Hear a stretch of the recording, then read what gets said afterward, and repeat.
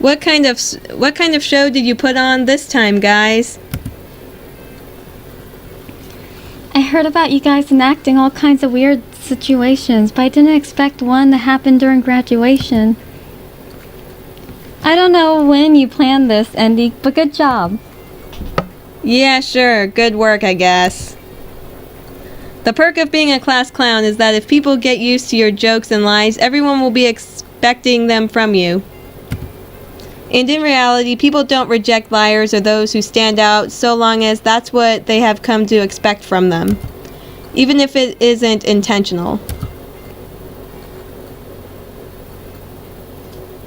I almost thought that was the end, like it was going to go to the main title screen or something. I'll do it. What are you saying? You said that it's a relay race, right? If the team's good, I may be able to help out somehow. But you'll have to make an effort and interact with other human beings, you know? Humans. It's not like I'm going to marry them. I just have to carry a baton. How well I run depends entirely on myself, though. Okay, now tell me the truth. Which bet did you lose? How much money was involved? None. Who do you think I am? Oh, Ziva and the other two girls look at me with distrusting eyes. Well, I must admit that this is unusual for me, but I'm ready to go.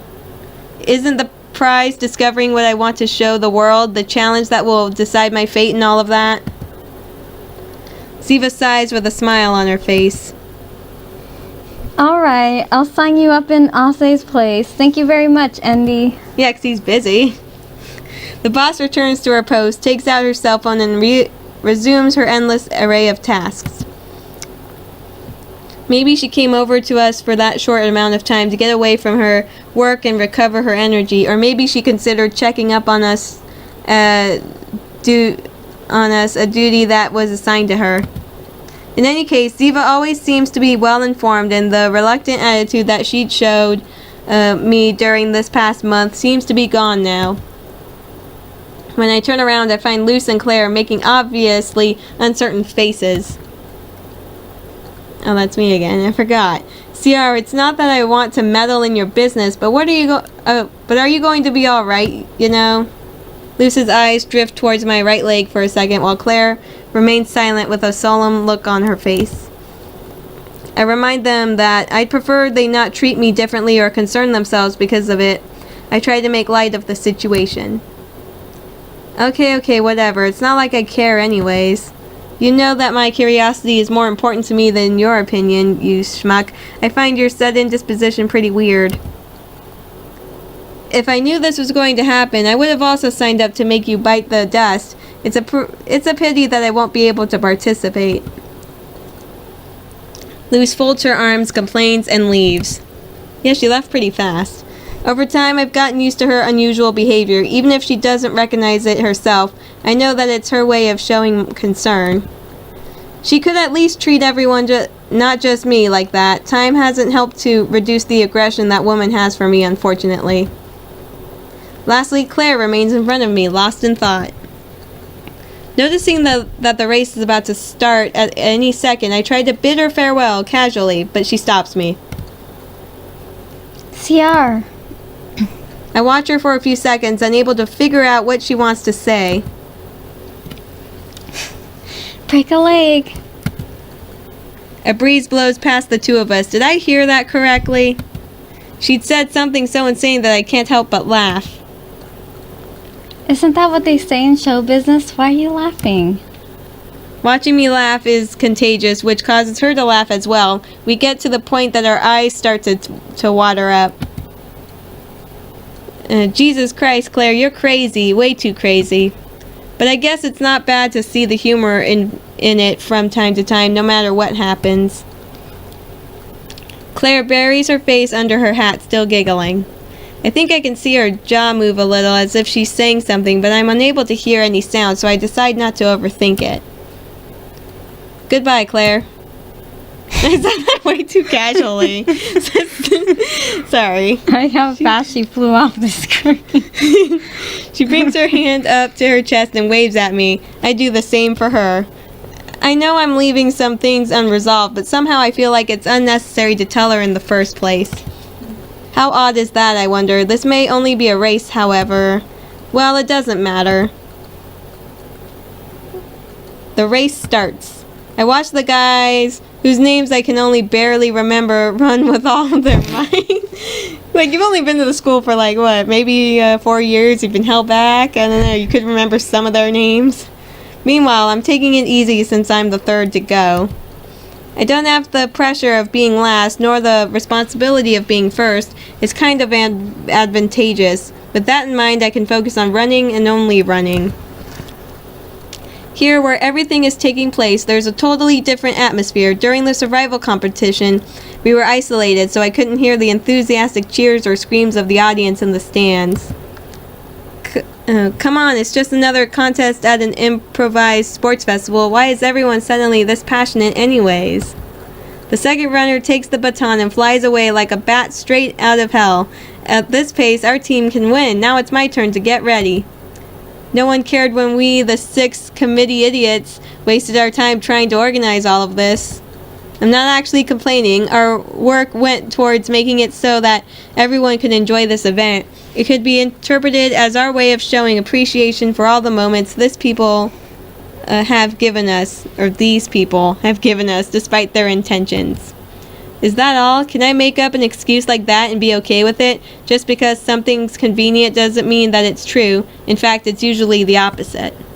With so many people surrounding me, both friends and foes, acquaintances and strangers, people I'll never meet again, and authoritarian figures that affect my future, like Mr. Baldy, what do I know about what I stand to lose or gain from all of this? That's the real reason I decided to participate. Running is a solitary activity separate from the outside world. It's something I have to do by myself, several minutes where the entire universe as I know it will cease to exist. I prepare myself, and when I see my teammate approaching me, I start running. I feel the cylindrical object between my fingers and grasp it. The second its previous holder releases it, there's nothing else. It's the track, the baton, and I. I start with a considerable advantage, putting me in the lead. I try to maintain it as long as possible. My performance is surreal, considering my body type and not good enough to handle the threat that begins to encroach upon me. An unknown man catches up to me. His hectic but incessant breathing is all the proof I need to know that he's serious about this. It'll only be a matter of seconds before he overtakes me. That doesn't affect my pace or efforts. At no point do I have any intention of confronting him. Running is a fight against oneself. It doesn't matter who you're running against or why you're doing it. In the end, your mind is the only obstacle that stands between you and the finish line. If your legs are carrying 3 times their normal weight as you run, your mind confronts that pressure, its influence increasing exponentially for every second that you decide not to give up. The reasons each person has to justify their overextension changes between each situation and person. Still, all it requires is the determination to surpass your limits.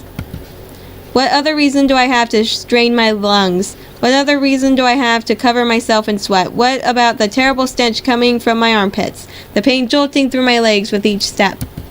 I look at my surroundings and see observers in the stands cheering for their friends. The inexperienced MCs talk excitedly about the battle we're having on this track. Everything is like an imitation of a tournament or sports festival. It feels fictional, engineered towards stories of friendship and history. The thrill is passed along from one to another. It creates these types of necessary memories that function as the motivation for the race we all have with our lives. We need society to understand us. It's a retroactive relationship where we choose our identity as we search out our purpose in society, even when our very purpose is the lack of one. The shame in human relationships lies within how we forge them solely for our own gain. It's an interest that's defined in our egos and as necessary as the blood within us. Once we choose our role and decide what our aspirations are, we blame the rest of the world when it doesn't grant us our dreams. We become victims of ill-defined terms like culture, nation, or even humanity, so that we don't have to accept responsibilities for our actions. But there's nothing wrong with that either. It means that we're truly free after all. Free to understand and misunderstand, free to offend and be offended, free to deceive and be deceived, free to run and stand still, free to be selfish. It's precisely because everyone is looking for their own path that each relationship is genuine in its own way. We usually just tend to look at it from the wrong angle. That's why everyone tries to create their own space, their own reflection in a society where the freedom is the norm, ignoring what preceded in it and what's around them. We sacrifice that very freedom to create a place that's somewhere between reality and fiction, a festival that imitates those indemonstrable ideals, making the impossible possible, a perfect world, a utopia, a fairy tale. But fairy tales don't really exist, nor was this event created for noble reasons. Entirely innocent relationships and ideals beyond belief cannot exist in our world. Only in our lives can we find common ground. We paint our own lives as we wish, and those around us we paint with bright pink colors. Or red if you're conscious of everything. If you can see through all of your actions and become the biggest liar of them all. The pace of my stride slows down. Sorry, that was a really long monologue. Faster, faster, faster. With each step, I manage to close the distance between us. With each step, I filter out the fatigue and mental weaknesses inside me. We're nose to nose now. My strength is superior and my determination has no limit. I can feel it extending throughout my skin and hands, and somehow I manage to pass the baton. I pass the object and watch the last member of my team run. He's the star. Everyone's cheering for him, as they should be. A switch goes off in my head and I start cheering too. I know that we can win. Know that we will win. He crosses the finish line. It's our victory. There are people jumping up and down and hugging. The rest of the crowd and our friends come to join us. I wonder if that's how it is in real life. Like, the cheering fans of, like, the track team or whatever. If that's just in cartoons and stuff. See, this is only the beginning. There are still more hurdles to pass and times to have fun. More trials where we'll relive these feelings. Winning against all odds, enjoying our youth, creating bonds that will last forever and ever. What does it matter if I don't know what the prize is? That has never mattered to me. I've already won by being here. Sorry, that was actually a lie. I hear a metallic sound near my right leg. It stops me from running as I stumble and limp, unsure of what's going on. I look towards my feet. There are small metal links that create a chain, and the contraption is bound around my right ankle by a shackle. Where the chain reaches, I don't know. It's so long that it seems to be lost in the crowd. Apparently, no one else realizes it's there. I try to take another step, but the chain keeps pulling against my foot. I try again at full strength, but it's no use. All that gives in are my bones, creaking as they try to escape from their joints. I fall on the ground and listen to the sound of the other runners passing me, leaving me behind. My vision dulls. I can't tell if I'm going in the right direction. Even after that, I still try to move my body, even if it only causes my leg to break. I can't do anything. I can't win. I can't see. The light is gone, and the darkness descends upon me. My name echoes like a hammer that's tapping against my head. The voices don't stop calling me. Everyone's asking what's going on. How I am, what's going to happen. I can't answer to any of them. To any of them. I can't even move. If I could answer them, there's one sentence I wouldn't be able to stop repeating. I lost.